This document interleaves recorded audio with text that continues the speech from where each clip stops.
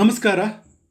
ನಾನು doctor M Thippeswamy, ಸಹಾಯಕ ಪ್ರಾಧ್ಯಾಪಕರು, ಅರ್ಥಶಾಸ್ತ್ರ ವಿಭಾಗ, ಸರ್ಕಾರಿ ಪ್ರಥಮ ದರ್ಜೆ ಕಾಲೇಜು, ಕೊರಟಗೆರೆ. ನಾನು ಆಯ್ಕೆ ಮಾಡಿಕೊಂಡಿರ್ತಕ್ಕಂಥ ವಿಷಯ ಪ್ರೊಟೆಕ್ಷನ್ ಟ್ರೇಡ್ ಪಾಲಿಸಿ, ರಕ್ಷಣಾ ವ್ಯಾಪಾರ ನೀತಿ. ಕಳೆದ ವಿಡಿಯೋಗಳಲ್ಲಿ ನಾನು ಮುಕ್ತ ವ್ಯಾಪಾರ ನೀತಿ ಮತ್ತು ಮುಕ್ತ ವ್ಯಾಪಾರ ನೀತಿಯ ಪರವಾದಗಳನ್ನು ಚರ್ಚೆ ಮಾಡಿದ್ದೀನಿ. ಜೊತೆಗೆ ಮುಕ್ತ ವ್ಯಾಪಾರ ನೀತಿಯಲ್ಲಿ ಇದ್ದಂತಹ ಕೆಲವೊಂದು ಲೋಪದೋಷಗಳ ಬಗ್ಗೆನೂ ಕೂಡ ಪ್ರಸ್ತುತಪಡಿಸಿದ್ದೀನಿ. ಈಗ ರಕ್ಷಣಾ ವ್ಯಾಪಾರ ನೀತಿಯ ಪರವಾದಗಳನ್ನು ಚರ್ಚೆ ಮಾಡಲು ಈ ಒಂದು ವಿಷಯವನ್ನು ಆಯ್ಕೆ ಮಾಡಿಕೊಂಡಿದ್ದೀನಿ. ರಕ್ಷಣಾ ವ್ಯಾಪಾರ ನೀತಿಯನ್ನು ಪ್ರತಿಪಾದಿಸಿದ ಪ್ರಮುಖ ಅರ್ಥಶಾಸ್ತ್ರಜ್ಞರೆಂದರೆ ಅಮೆರಿಕಾದ ಅಲೆಕ್ಸಾಂಡರ್ ಹ್ಯಾಮಿಲ್ಟನ್, ಹೆನ್ರಿ ಕೆರೆ, ಜರ್ಮನಿಯ ಫ್ರೆಡ್ರಿಕ್ ಲಿಸ್ಟ್ ಮತ್ತು ಇಂಗ್ಲೆಂಡ್ ದೇಶದ ಹೆಸರಾಂತ ಅರ್ಥಶಾಸ್ತ್ರಜ್ಞ JS ಮಿಲ್ ರವರು ಈ ಒಂದು ರಕ್ಷಣಾ ವ್ಯಾಪಾರ ನೀತಿಯನ್ನು ಮೊದಲ ಬಾರಿಗೆ ಪ್ರತಿಪಾದನೆ ಮಾಡಿರ್ತಕ್ಕಂಥ ಆರ್ಥಿಕ ಚಿಂತಕರು ಆಗಿದ್ದಾರೆ. Protection trade policy. Many economics including Alexander Hamilton, Frederick List and JS Mill introduced the protection trade policy. ರಕ್ಷಣಾ ವ್ಯಾಪಾರ ನೀತಿಯ ಅರ್ಥ. ರಕ್ಷಣಾ ವ್ಯಾಪಾರ ನೀತಿ ಅಂತಾರೆ ಸ್ವದೇಶಿ ಕೈಗಾರಿಕೆಗಳನ್ನು ರಕ್ಷಿಸುವ ಮತ್ತು ಇತರ ಉದ್ದೇಶಗಳಿಂದ ವಿದೇಶಿ ವ್ಯಾಪಾರದ ಮೇಲೆ ನಿರ್ಬಂಧಗಳನ್ನು ವಿಧಿಸುವ ಪದ್ಧತಿಗೆ ರಕ್ಷಣಾ ವ್ಯಾಪಾರ ನೀತಿ ಎಂದು ಕರೆಯಲಾಗುತ್ತದೆ. ಅಂದರೆ ಸ್ವದೇಶಿ ಕೈಗಾರಿಕೆಗಳನ್ನು ರಕ್ಷಣೆ ಮಾಡುವ ದೃಷ್ಟಿಯಿಂದ ಹಾಗೆಯೇ ಇತರ ಉದ್ದೇಶಗಳನ್ನು ಈಡೇರಿಸುವ ಸಲುವಾಗಿ ಸರ್ಕಾರ ಅಂತಾರಾಷ್ಟ್ರೀಯ ವ್ಯಾಪಾರದ ಮೇಲೆ ಹಲವಾರು ನಿರ್ಬಂಧಗಳನ್ನು ವಿಧಿಸ್ತಕ್ಕಂಥ ಒಂದು ಪದ್ಧತಿಗೆ ರಕ್ಷಣಾ ವ್ಯಾಪಾರ ನೀತಿ ಎಂದು ಕರೆಯಲಾಗುತ್ತದೆ. Protection trade policy refers to government policy the restrict international trade to help domestic industries. ರಕ್ಷಣೆಯ ವಿಧಾನಗಳು. ರಕ್ಷಣಾ ವ್ಯಾಪಾರ ನೀತಿಯನ್ನು ಅಂದರೆ ಸ್ವದೇಶಿ ಕೈಗಾರಿಕೆಗಳನ್ನು ರಕ್ಷಣೆ ಮಾಡೋದಕ್ಕಾಗಿ ಹಾಗೆಯೇ ಇನ್ನಿತರ ಉದ್ದೇಶಗಳನ್ನು ಈಡೇರಿಸೋದಕ್ಕಾಗಿ ಸರ್ಕಾರ ವಿದೇಶಿ ವ್ಯಾಪಾರದ ಮೇಲೆ ಏನು ಹಲವಾರು ನಿರ್ಬಂಧಗಳನ್ನು ವಿಧಿಸುತ್ತಲ್ಲ ಅದನ್ನು ನಾವು ರಕ್ಷಣಾ ವ್ಯಾಪಾರ ನೀತಿ ಅಂತ ಕರಿತೀವಿ. ಈ ಒಂದು ರಕ್ಷಣಾ ವ್ಯಾಪಾರ ನೀತಿ ಅಂದರೆ ಸ್ವದೇಶಿ ಉದ್ಯಮಗಳನ್ನು ರಕ್ಷಿಸುವ ಸಲುವಾಗಿ ಸರ್ಕಾರವು ಅನೇಕ ಪ್ರತಿಬಂಧಕ ವಿಧಾನಗಳನ್ನು ಜಾರಿಗೊಳಿಸುತ್ತದೆ. ವಿದೇಶಿ ಉದ್ಯಮಗಳಿಂದ ಎದುರಾಗುವ ಪೈಪೋಟಿಯನ್ನು ನಿಯಂತ್ರಿಸಲು ಕೆಲವೊಂದು ರಕ್ಷಣಾ ಕ್ರಮಗಳನ್ನು ಅನುಸರಿಸುತ್ತದೆ. ಒಂದು ರಕ್ಷಣಾ ಕ್ರಮಗಳು ಅಂತಂದರೆ protect iron trade policy as arisen in various. This includes ರಕ್ಷಣಾ ವ್ಯಾಪಾರ ನೀತಿಯ ಪ್ರಮುಖ ವಿಧಾನಗಳು ಅಂತಂದರೆ ಸುಂಕಗಳು, ಕೋಟಾಗಳು ಅಂತ ಹೇಳ್ತೀವಿ. ಟ್ಯಾರಿಫ್ಸ್ ಮತ್ತು ಕೋಟಾಸ್. ಆಮದು ಮಾಡಿಕೊಳ್ಳುವ ಸರಕುಗಳ ಮೇಲೆ ವಿಧಿಸುವ ಆಮದು ಸುಂಕವು ಅತ್ಯಂತ ಪ್ರಧಾನವಾದ ರಕ್ಷಣಾ ವಿಧಾನವಾಗಿದೆ. ಬೇರೆ ದೇಶಗಳಿಂದ ಆಮದು ಮಾಡಿಕೊಳ್ತಕ್ಕಂಥ ಸರಕುಗಳ ಮೇಲೆ ಸರ್ಕಾರ ವಿಧಿಸ್ತಕ್ಕಂಥ ಈ ಒಂದು ತೆರಿಗೆ ಈ ಒಂದು ರಕ್ಷಣಾ ವ್ಯಾಪಾರ ನೀತಿಯ ಒಂದು ಪ್ರಮುಖವಾಗಿರ್ತಕ್ಕಂಥ ವಿಧಾನ ಅಂತ ಹೇಳ್ಬೋದು. ಇನ್ನೊಂದು ಅಂತಂದರೆ ಕೋಟಾಗಳು. ಇಷ್ಟೇ ಪ್ರಮಾಣದ ಸರಕುಗಳನ್ನು ಆಮದು ಮಾಡಿಕೊಳ್ಳಬೇಕೆಂದು ನಿರ್ಧಾರ ವಿಧಿಸುವುದಕ್ಕೆ ಕೋಟಾಗಳು ಎಂದು ಕರೆಯಲಾಗುತ್ತದೆ. ಒಂದು ವರ್ಷದಲ್ಲಿ ಅಥವಾ ಒಂದು ತಿಂಗಳಲ್ಲಿ ಅಥವಾ ಒಂದು ದಿನದಲ್ಲಿ ಇಷ್ಟೇ ಪ್ರಮಾಣದಷ್ಟು ಸರಕುಗಳನ್ನು ಆಮದು ಮಾಡಿಕೊಳ್ಬೇಕು ಅಂತಕ್ಕಂಥ ನಿಗದಿಪಡಿಸ್ತಕ್ಕಂಥ ಇದನ್ನು ಕೋಟಾ ಸಿಸ್ಟಮ್ ಅಂತ ಕರಿತೀವಿ. A tariff is A tax duty levied on goods when they enter and leave the national boundary. And quotas. Import quota is the protection list devised to restrict the supply of goods or services from abroad. ಈ ಸುಂಕಗಳು ಮತ್ತು ಕೋಟಾಗಳನ್ನು ವಿಧಿಸ್ತಕ್ಕಂಥ ಈ ಒಂದು ಪ್ರಕ್ರಿಯೆಗಳು ರಕ್ಷಣಾ ವ್ಯಾಪಾರ ನೀತಿ ಎರಡು ಪ್ರಮುಖ ವಿಧಾನಗಳಾಗಿದ್ದಾವೆ. ಇನ್ನೊಂದು ಅಂತಾರೆ ವಿನಿಮಯ ನಿರ್ಬಂಧಗಳು.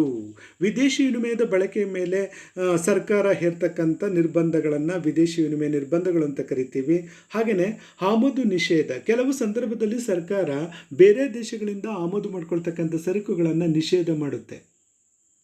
ಇದನ್ನು ಇಂಪೋರ್ಟ್ ರಿಸ್ಟ್ರಿಕ್ಷನ್ಸ್ ಅಂತ ಕರಿತೀವಿ. ಆಮದು ಪರವಾನಿಗೆ. ಬೇರೆ ಬೇರೆ ದೇಶಗಳಿಂದ ವಸ್ತುಗಳನ್ನು ಆಮದು ಮಾಡಿಕೊಳ್ಳುವ ಬಯಸುವವರು ಸರ್ಕಾರದಿಂದ ಅನುಮತಿ ಅಥವಾ ಪರವಾನಗಿಗಳನ್ನು ಪಡೆಯುವಂತೆ ಮಾಡಬಹುದು.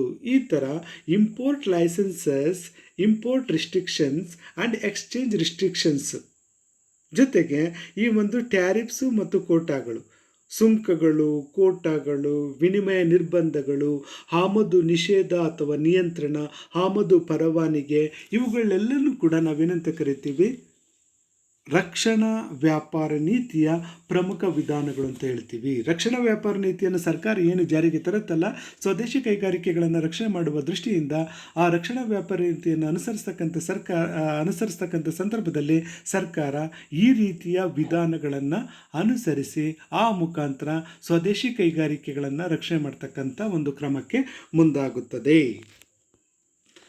ರಕ್ಷಣಾ ವ್ಯಾಪಾರದ ಪರವಾದಗಳು. ಏಕೆ ರಾಷ್ಟ್ರಗಳ ಮಧ್ಯೆ ನಡೀತಕ್ಕಂಥ ವ್ಯಾಪಾರದಲ್ಲಿ ರಕ್ಷಣಾತ್ಮಕವಾಗಿರ್ತಕ್ಕಂಥ ವ್ಯಾಪಾರ ನೀತಿಯನ್ನು ಅನುಸರಿಸಬೇಕು. ಸ್ವದೇಶಿ ಕೈಗಾರಿಕೆಗಳನ್ನು ರಕ್ಷಣೆ ಮಾಡುವ ದೃಷ್ಟಿಯಿಂದ ಅಥವಾ ಇನ್ನಿತರ ಉದ್ದೇಶಗಳನ್ನು ಈಡೇರಿಸುವ ದೃಷ್ಟಿಯಿಂದ ಸರ್ಕಾರ ಏನು ಆಮದು ಮತ್ತು ರಫ್ತಿನ ಮೇಲೆ ಕೆಲವೊಂದು ನಿರ್ಬಂಧಗಳನ್ನು ವಿಧಿಸುತ್ತಲ್ಲ, ಆ ಒಂದು ನಿರ್ಬಂಧಗಳನ್ನು ನಾವು ರಕ್ಷಣಾ ವ್ಯಾಪಾರ ನೀತಿ ಅಂತ ಕರಿತೀವಿ. ಈ ಒಂದು ರಕ್ಷಣಾ ವ್ಯಾಪಾರ ನೀತಿ ಏಕೆ ಬೇಕು ಅನ್ನೋದಕ್ಕೆ ಸಂಬಂಧಪಟ್ಟಂತೆ ಹಲವಾರು ಜನ ಆರ್ಥಿಕ ತಜ್ಞರು ಹಲವಾರು ರೀತಿಯ ವಾದಗಳನ್ನು ಮಂಡಿಸಿದ್ದಾರೆ. ಆ ವಾದಗಳನ್ನು ಎರಡು ಭಾಗಗಳಾಗಿ ವಿಂಗಡಿಸಬಹುದು. Economic arguments, another one is non economic arguments. The arguments for protection trade policy into two groups. So first one is economic arguments and second one is non-economic arguments. So first one is economic argument. ರಕ್ಷಣಾ ವ್ಯಾಪಾರ ನೀತಿಯ ಪರವಾದಗಳಲ್ಲಿ ಆರ್ಥಿಕ ವಾದಗಳು ಬಹಳ ಮುಖ್ಯವಾಗಿವೆ. ಈ economic factors ಯಾವುವು ಅಂತ ನಾವು ನೋಡೋಣ. ದಿ ಫಸ್ಟ್ ಒನ್, ಬಾಲ್ಯಾವಸ್ಥೆಯ ಕೈಗಾರಿಕಾವಾದ, infant industry arguments. J S. Mill, Alexander Hamilton and Friedrich List formulated the infant industry argument. ಅಂದರೆ ಬಾಲ್ಯಾವಸ್ಥೆಯಲ್ಲಿರ್ತಕ್ಕಂಥ ಬಾಲ್ಯಾವಸ್ಥೆಯ ಕೈಗಾರಿಕಾವಾದವನ್ನು ಪ್ರಸ್ತುತಪಡಿಸಿರ್ತಕ್ಕಂಥ ಆರ್ಥಿಕ ಚಿಂತಕರು ಅಂತಾರೆ ಇಂಗ್ಲೆಂಡ್ ದೇಶದ ಜೆ.ಎಸ್. ಮಿಲ್ಲು, ಅಮೆರಿಕ ದೇಶದ ಅಲೆಕ್ಸಾಂಡರ್ ಹ್ಯಾಮಿಲ್ಟನ್, ಹಾಗೆಯೇ ಫ್ರೆಡ್ರಿಕ್ ಲಿಸ್ಟ್ ಅವರು ಈ ಒಂದು ಬಾಲ್ಯಾವಸ್ಥೆಯ ಕೈಗಾರಿಕಾವಾದವನ್ನು ಮಂಡಿಸಿದ್ದಾರೆ. ಬಾಲ್ಯಾವಸ್ಥೆ ಕೈಗಾರಿಕೆ ಎಂದರೆ ಆಗ ತಾನೇ ಅಥವಾ ಇತ್ತೀಚೆಗಷ್ಟೇ ಸ್ಥಾಪಿತವಾಗಿರ್ತಕ್ಕಂಥ ಈ ಒಂದು ಕೈಗಾರಿಕೆಗಳನ್ನು ಬಾಲ್ಯಾವಸ್ಥೆಯ ಕೈಗಾರಿಕೆಗಳು ಎಂದು ಕರೆಯಲಾಗುತ್ತದೆ. ಬಾಲ್ಯಾವಸ್ಥೆಯಲ್ಲಿರ್ತಕ್ಕಂಥ ಕೈಗಾರಿಕೆಗಳು ವಿದೇಶಿ ಕೈಗಾರಿಕೆಗಳ ಜೊತೆಗೆ ಪೈಪೋಟಿ ಮಾಡುವ ಸಾಮರ್ಥ್ಯವನ್ನು ಹೊಂದಿರುವುದಿಲ್ಲ. ಏಕೆಂತಂದರೆ ವಿದೇಶಿ ಕೈಗಾರಿಕೆಗಳು ಬಹಳ ವರ್ಷಗಳ ಹಿಂದೆ ಸ್ಥಾಪನೆಯಾದವುಗಳಾಗಿದ್ದು ಅವುಗಳು ಆಂತರಿಕ ಮತ್ತು ಬಾಹ್ಯ ಮಿತವ್ಯಯದ ಪ್ರಯೋಜನಗಳನ್ನು ಪಡೆಯುತ್ತಿರುತ್ತವೆ. ಅಂದರೆ ವಿದೇಶಿ ಕೈಗಾರಿಕೆಗಳು ಭಾಳಷ್ಟು ವರ್ಷಗಳಿಂದಲೇ ಸ್ಥಾಪನೆ ಆಗಿರ್ತವೆ. ಹೀಗಾಗಿ ಅವು ಆ ಒಂದು ಕೈಗಾರಿಕಾ ವಿಚಾರದಲ್ಲಿ ಆಂತರಿಕ ಮತ್ತು ಬಾಹ್ಯ ಪ್ರಯೋಜನಗಳನ್ನು ಪಡ್ಕೊಂಡಿರ್ತಕ್ಕಂಥ ಉದ್ಯಮ ಸಂಸ್ಥೆಗಳು ಆಗಿರ್ತವೆ. ಅದರ ಜೊತೆಗೆ ಈ ಒಂದು ಕೈಗಾರಿಕೆಗಳಲ್ಲಿ ಆಧುನಿಕ ತಂತ್ರಜ್ಞಾನ ಮತ್ತು ಸಂಶೋಧನೆಗಳನ್ನು ಉಪಯೋಗಿಸಿ ಉತ್ಪಾದನೆಯನ್ನು ಕೈಗೊಳ್ಳಲಾಗುತ್ತಿರುತ್ತದೆ. ಈ ರೀತಿ ಶಕ್ತಿ ಇರುವ ಕೈಗಾರಿಕೆಗಳ ಜೊತೆ ಬಾಲ್ಯಾವಸ್ಥೆಯಲ್ಲಿರ್ತಕ್ಕಂಥ ಕೈಗಾರಿಕೆಗಳನ್ನು ಸ್ಪರ್ಧೆಗೆ ಬಿಟ್ಟರೆ ಈ ಕೈಗಾರಿಕೆಗಳು ನಾಶವಾಗುವ ಅಪಾಯವಿರುತ್ತದೆ. ಹೀಗೆ ಬಾಲ್ಯಾವಸ್ಥೆಯಲ್ಲಿರ್ತಕ್ಕಂಥ ಈ ಕೈಗಾರಿಕೆಗಳನ್ನು ವಿದೇಶಿ ಕೈಗಾರಿಕೆಗಳ ತೀವ್ರ ಪೈಪೋಟಿಯಿಂದ ರಕ್ಷಿಸುವುದಕ್ಕಾಗಿ ಸರ್ಕಾರ ಏನು ಮಾಡಬೇಕು, ರಕ್ಷಣಾ ವ್ಯಾಪಾರ ನೀತಿ ಅಡಿಯಲ್ಲಿ ಸಹಾಯಧನಗಳನ್ನು ನೀಡುವುದು, ಹೆಚ್ಚು ಆಮದು ಸುಂಕಗಳನ್ನು ವಿಧಿಸ್ತಕ್ಕಂಥದ್ದು, ಈ ರೀತಿ ಹಲವಾರು ವಿಧಾನಗಳನ್ನು ಅನುಸರಿಸಿ ಬಾಲ್ಯಾವಸ್ಥೆಯಲ್ಲಿರ್ತಕ್ಕಂಥ ಕೈಗಾರಿಕೆಗಳನ್ನು ಶಕ್ತಿಯುತವಾಗಿ ಮಾಡಬೇಕಾಗಿದೆ. ನೀಡಿರುವ ರಕ್ಷಣೆಯಿಂದ ಅವು ನಿರಂತರವಾಗಿ ಬೆಳೆದು ಆಂತರಿಕ ಮತ್ತು ಬಾಹ್ಯ ಮಿತವ್ಯಯಗಳನ್ನು ಪಡೆದು ಸರಕುಗಳನ್ನು ಕಡಿಮೆ ವೆಚ್ಚದಲ್ಲಿ ಉತ್ಪಾದಿಸುವಂತಾಗುತ್ತದೆ. ಆ ಕಾರಣಕ್ಕಾಗಿ ಪ್ರೊಫೆಸರ್ ಅಲೆಕ್ಸಾಂಡರ್ ಹ್ಯಾಮಿಲ್ಟನ್, ಜೆ.ಎಸ್. ಮಿಲ್ ಮತ್ತು ಫ್ರೆಡ್ರಿಕ್ ಲಿಸ್ಟ್ ಅವರು ಬಾಲ್ಯಾವಸ್ಥೆಯಲ್ಲಿರ್ತಕ್ಕಂಥ ಕೈಗಾರಿಕೆಗಳಿಗೆ ರಕ್ಷಣೆಯನ್ನು ನೀಡುವುದಕ್ಕಾಗಿ ರಕ್ಷಣಾ ವ್ಯಾಪಾರ ನೀತಿಯನ್ನು ಅನುಸರಣೆ ಮಾಡಬೇಕು ಅಂತಂದ್ಬಿಟ್ಟು ಈ ರೀತಿಯ ಪರವಾದವನ್ನು ಮಂಡಿಸಿದ್ದಾರೆ. For an infant industry, operating costs during the transition period are high. As such, it cannot be compete with established foreign exports. So ಹೀಗೆ ಬಾಲ್ಯಾವಸ್ಥೆಯಲ್ಲಿರ್ತಕ್ಕಂಥ ಕೈಗಾರಿಕೆಗಳನ್ನು ರಕ್ಷಣೆ ಮಾಡೋದಕ್ಕಾಗಿ ರಕ್ಷಣಾ ವ್ಯಾಪಾರ ನೀತಿಯನ್ನು ಜಾರಿಗೆ ತರಬೇಕು ಅಂತಂದ್ಬಿಟ್ಟು ಈ ಎಲ್ಲ ಆರ್ಥಿಕ ಚಿಂತಕರು ಹೇಳ್ತಾರೆ. ಆದರೂ ಕೂಡ ಈ ಒಂದು ವಾದದಲ್ಲಿ ಕೆಲವೊಂದು ಲಿಮಿಟೇಷನ್ಸನ್ನು ನಾವು ನೋಡ್ಬೋದು, ಟೀಕೆಗಳನ್ನು ನೋಡ್ಬೋದು. ಏನು ಟೀಕೆಗಳು ಅಂತಂದರೆ, ಬಾಲ್ಯಾವಸ್ಥೆಯಲ್ಲಿರುವ ಕೈಗಾರಿಕೆಗಳನ್ನು ನಿರ್ಧರಿಸಲು ಯಾವುದೇ ಮಾನದಂಡಗಳು ಇಲ್ಲದಿರುವ ಕಾರಣ ಅವುಗಳನ್ನು ಗುರುತಿಸುವುದೇ ಒಂದು ದುಸ್ತರವಾಗಿರತಕ್ಕಂಥ ಕೆಲಸ ಆಗಿದೆ. ಯಾವ ಕೈಗಾರಿಕೆಗಳು ಬಾಲ್ಯಾವಸ್ಥೆಯಲ್ಲಿದ್ದಾವೆ, ಯಾವ ಕೈಗಾರಿಕೆಗಳು ಇತ್ತೀಚೆಗಷ್ಟೇ ಸ್ಥಾಪನೆ ಆಗಿದ್ದಾವೆ, ಇದನ್ನು ನಿರ್ಧಾರ ಮಾಡ್ತಕ್ಕಂಥ ಒಂದು ವಿಚಾರದಲ್ಲಿ ಯಾವುದೇ ಮಾನದಂಡಗಳಿಲ್ಲದೆ ಇದ್ದಾಗ ಇದನ್ನು ಗುರುತಿಸ್ತಕ್ಕಂಥದ್ದೇ ಒಂದು ದೊಡ್ಡ ಚಾಲೆಂಜಿಂಗ್ ಟಾಸ್ಕು ಆಗುತ್ತೆ. ಸೊ ಒಂದು ಬಾರಿ ಬಾಲ್ಯಾವಸ್ಥೆಯಲ್ಲಿರ್ತಕ್ಕಂಥ ಕೈಗಾರಿಕೆಗಳಿಗೆ ರಕ್ಷಣೆ ಕೊಟ್ಟಿದ್ದೇ ಆದರೆ ಅದನ್ನು ವಾಪಸ್ ತೆಗೆದುಕೊಳ್ಳೋದಕ್ಕೆ ಕಷ್ಟವಾಗಬಹುದು. ಆ ಕಾರಣಕ್ಕಾಗಿ ಈ ರೀತಿಯ ಕೈಗಾರಿಕೆಗಳಿಗೆ ರಕ್ಷಣೆ ನೀಡತಕ್ಕಂಥ ಅವಶ್ಯಕತೆ ಇಲ್ಲ ಅಂತ ಅಂದ್ಬಿಟ್ಟು ಇದನ್ನು ಟೀಕೆ ಮಾಡಿದ್ದಾರೆ. ಕೆಲವು ವೇಳೆ ಎಲ್ಲ ಕೈಗಾರಿಕೆಗಳು ಈ ಸೌಲಭ್ಯಗಳನ್ನು ಪಡೆಯಲು ಮುಂದಾಗಬಹುದು. ಕೆಲವು ಸಂದರ್ಭದಲ್ಲಿ ಎಲ್ಲ ಕೈಗಾರಿಕೆಗಳು, ನಾವು ಕೂಡ ಇತ್ತೀಚೆಗೆ ಸ್ಥಾಪನೆ ಆಗಿರ್ತಕ್ಕಂಥ ಕೈಗಾರಿಕೆಗಳು, ನಾವು ಕೂಡ ಈಗ ಬಾಲ್ಯಾವಸ್ಥೆಯಲ್ಲಿರ್ತಕ್ಕಂಥ ಕೈಗಾರಿಕೆಗಳು ಅಂತ ಹೇಳ್ಬಿಟ್ಟು ಸರ್ಕಾರದ ಪ್ರಯೋಜನಗಳನ್ನು ಪಡ್ಕೊಳ್ಳೋದಕ್ಕೆ ಸಾಕಷ್ಟು ಕೈಗಾರಿಕೆಗಳು ಮುಂದೆ ಬರ್ಬೋದು. ತಾತ್ಕಾಲಿಕವಾಗಿ ನೀಡಿರ್ತಕ್ಕಂಥ ರಕ್ಷಣೆ ಕಾಯಂ ಆಗುವ ಅಪಾಯವಿರುತ್ತದೆ. ತಾತ್ಕಾಲಿಕವಾಗಿ ಕೆಲವೊಂದು ವರ್ಷಗಳ ಕಾಲ ಈ ಒಂದು ಬಾಲ್ಯಾವಸ್ಥೆಯ ಕೈಗಾರಿಕೆಗಳಿಗೆ ರಕ್ಷಣೆ ನೀಡೋದಕ್ಕಾಗಿ ಸರ್ಕಾರ ಪ್ರಯತ್ನ ಪಟ್ಟರೆ ಅದೇ ಒಂದು ರಕ್ಷಣೆ ಕಾಯಂ ಆಗುವ ಸಾಧ್ಯತೆ ಇರುತ್ತೆ ಅಂತ ಅಂದ್ಬಿಟ್ಟು ಈ ಒಂದು ವಾದವನ್ನು ಟೀಕೆ ಮಾಡಿದ್ದಾರೆ ಆಧುನಿಕ ಆರ್ಥಿಕ ಚಿಂತಕರು. ಇನ್ನು ಎರಡನೇದು ಏನಪ್ಪ ಅಂತಾರೆ, ಉದ್ಯೋಗದ ವಾದ. ಅಂತಾರಾಷ್ಟ್ರೀಯ ವ್ಯಾಪಾರ ಕ್ಷೇತ್ರದಲ್ಲಿ ರಕ್ಷಣಾ ನೀತಿಯನ್ನು ಅನುಸರಿಸಿದರೆ ನಿರುದ್ಯೋಗ ಸಮಸ್ಯೆಯನ್ನು ನಿವಾರಿಸಬಹುದೆಂಬ ವಾದವನ್ನು ಮಂಡಿಸುವ ಬಹುಮಂದಿ ವಿದ್ವಾಂಸರಿದ್ದಾರೆ. ಅವರ ಪ್ರಕಾರ ದೇಶೀಯ ಕೈಗಾರಿಕೆಗಳಿಗೆ ರಕ್ಷಣೆಯನ್ನು ಒದಗಿಸಿದರೆ ಅವು ನಿರಂತರವಾಗಿ ಬೆಳೆದು ಉದ್ಯೋಗ ಸೃಷ್ಟಿಯಲ್ಲಿ ತೊಡಗುತ್ತವೆ. Argument for protection is that it is a cure for unemployment. It is believed that imposition of tariff leads to expansion of employment and income. ವಿದೇಶಿ ಸರಕುಗಳ ಪೈಪೋಟಿ ಇರುವುದಿಲ್ಲವಾದ್ದರಿಂದ ಬೇಡಿಕೆ ಸಮಸ್ಯೆ ಬರುವುದಿಲ್ಲ. ಈ ಕೈಗಾರಿಕೆಗಳಲ್ಲಿ ಹೆಚ್ಚು ಪ್ರಮಾಣದಷ್ಟು ಬಂಡವಾಳವನ್ನು ತೊಡಗಿಸಲು ಅನೇಕ ಸಂಘಟನಾಕಾರರು ಮುಂದಾಗುತ್ತಾರೆ.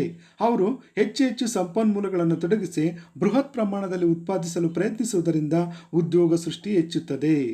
ಈ ರೀತಿ ರಕ್ಷಣಾ ವ್ಯಾಪಾರ ನೀತಿಯನ್ನು ಅಳವಡಿಕೆ ಮಾಡುವುದರಿಂದ ಸ್ವದೇಶಿ ಕೈಗಾರಿಕೆಗಳಿಗೆ ರಕ್ಷಣೆ ಸಿಕ್ಕಂತಾಗಿ ಆ ಒಂದು ಕೈಗಾರಿಕೆಗಳಲ್ಲಿ ಬಂಡವಾಳ ಹೂಡಿಕೆ ಪ್ರಮಾಣ ಹೆಚ್ಚಾಗುತ್ತೆ.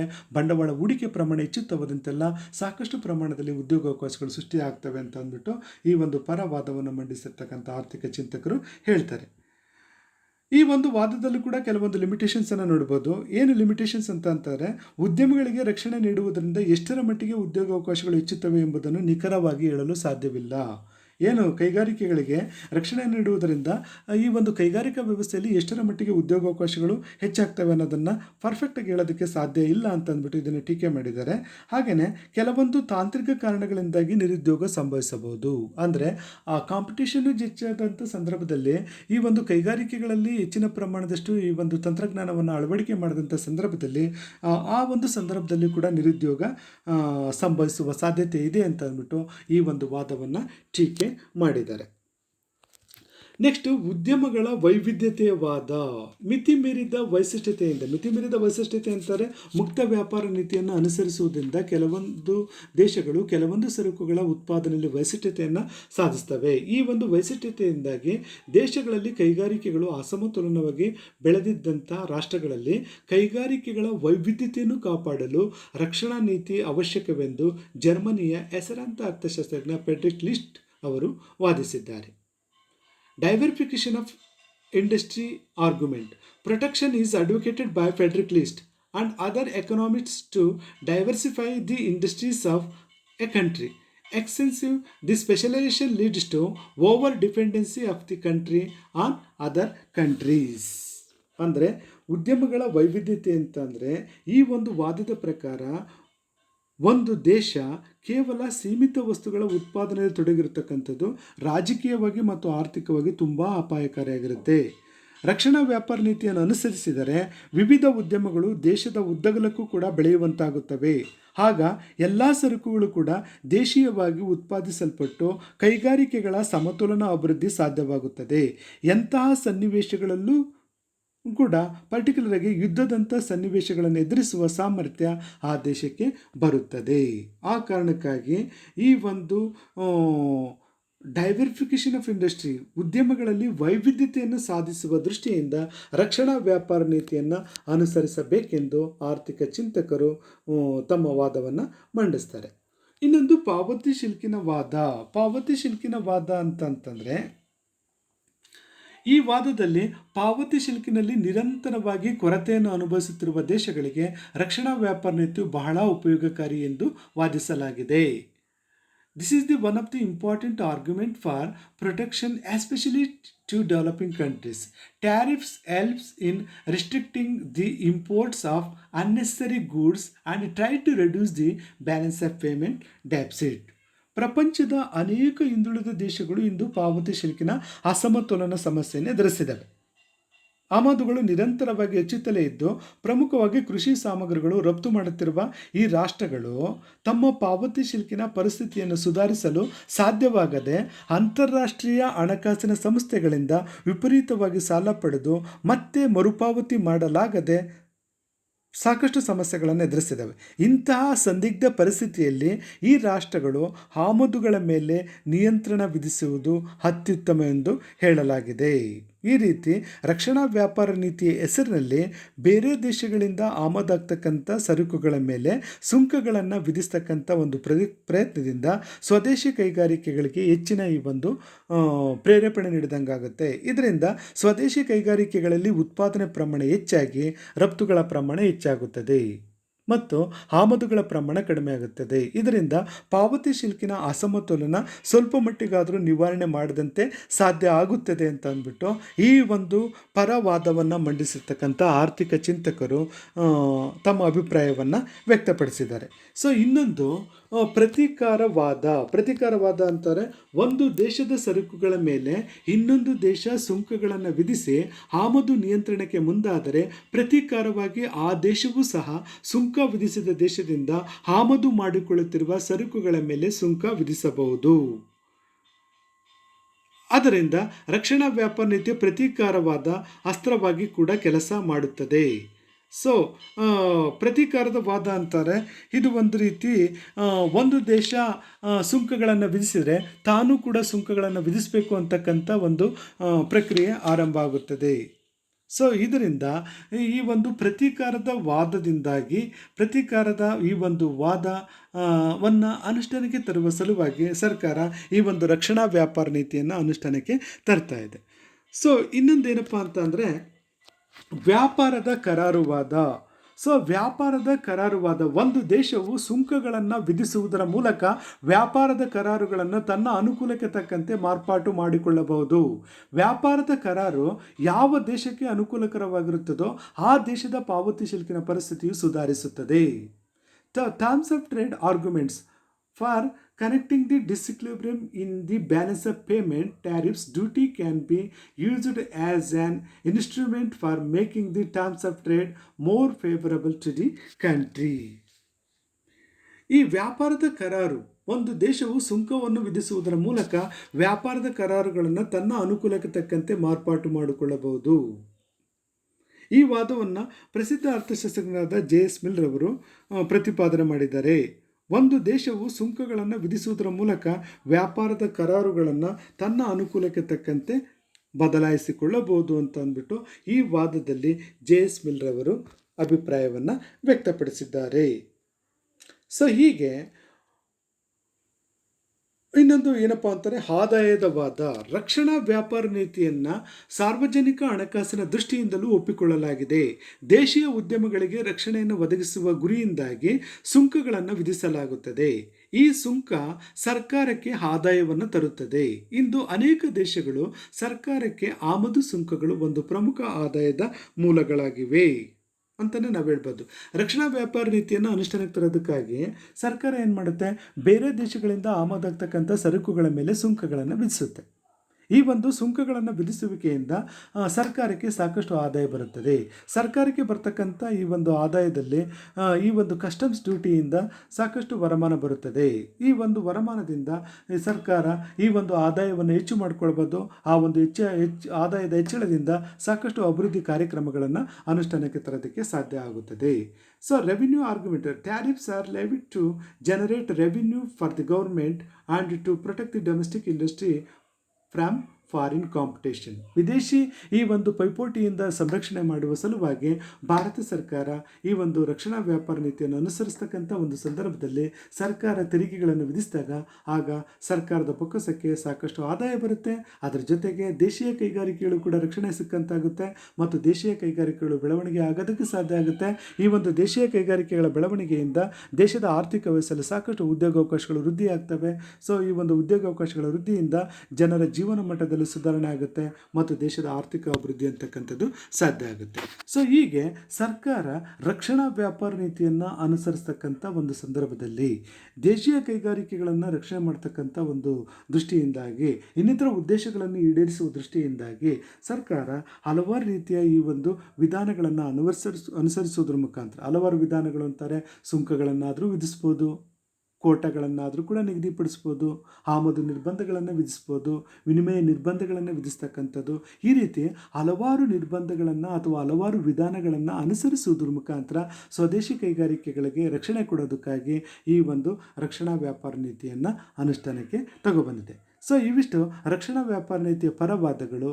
ಇನ್ನೂ ಕೆಲವೊಂದು ವಾದಗಳನ್ನು ನಾನು ಮುಂದಿನ ವಿಡಿಯೋದಲ್ಲಿ ಚರ್ಚಿಸ್ತೀನಿ. ಮುಂದಿನ ವಿಡಿಯೋದಲ್ಲಿ ಈ ಒಂದು ರಕ್ಷಣಾ ವ್ಯಾಪಾರಕ್ಕೆ ಸಂಬಂಧಪಟ್ಟಿರ್ತಕ್ಕಂಥ ಹಲವಾರು ವಿಧಾನಗಳನ್ನು ಚರ್ಚೆ ಮಾಡ್ತೀನಿ. ಧನ್ಯವಾದಗಳು.